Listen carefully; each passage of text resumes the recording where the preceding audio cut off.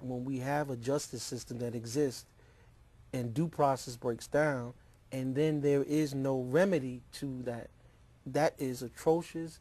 It's horrifying.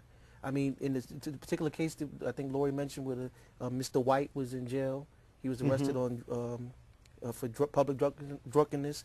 He was mistaken for another person, and then he spent a year in jail. And here we go again with this. You didn't file stuff on time. So, you know, because it took him 13 months to file, and you're supposed to file within 12 months. So now he has no recourse within the courts. You know, 1 month, no justice. But see, I think it goes back to what my definition of justice is. Right. Is might makes right. You know, it's not about fairness or anything, but if I want it to be like this and I have the power to make it be like this, that's how I'm going to do what I want to do.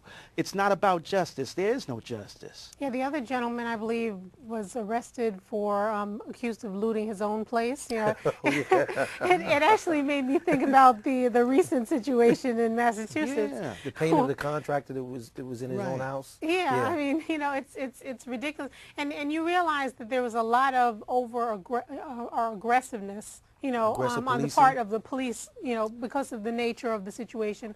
A lot of them overreact, unfortunately, in normal circumstances, as we know here in New York. But then, you know, there are other extenuating circumstances based on the flood itself. But it's interesting that that's just the one part of the injustice, because now you're dealing with, like we said, records being lost.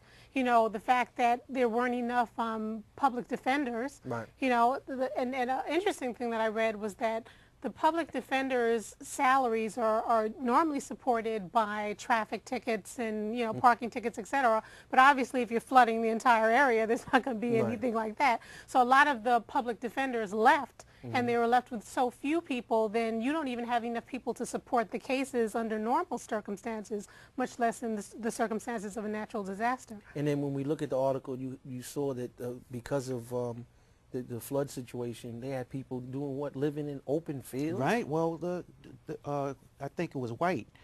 He said that the jail, the water was up to his neck. You know, and they went there. There was no water that they could drink. There was no food, and they took them out of the jail and put them up on the highway. Put them up on the highway for a couple of days. Yeah.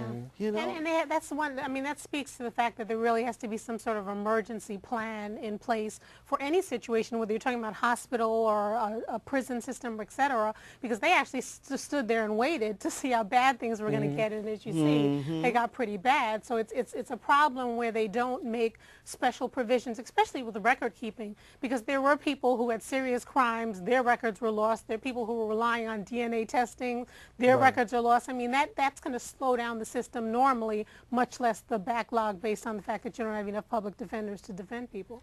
You know, I just can't wrap around in my mind what this judge was thinking when he said that this person filed late by a month.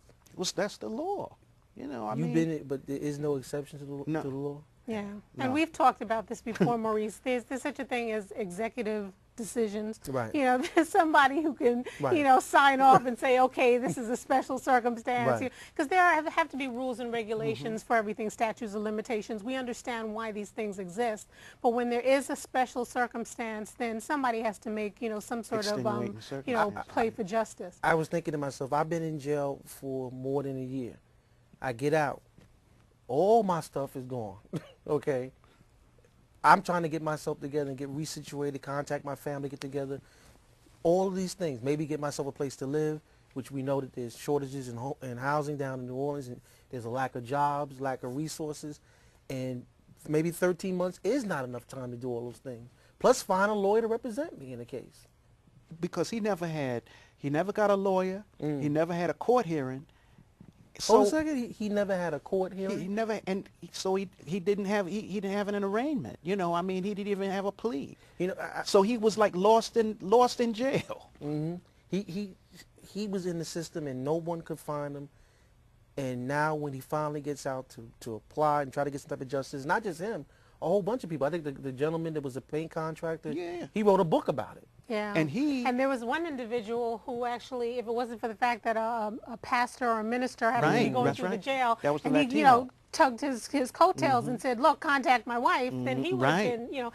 been, because the people who were with him wound up spending several months, longer than he did in jail. And his wife thought he was dead. No, because he didn't even make a phone call. Right, And right. he was locked up for 7 months. Yeah.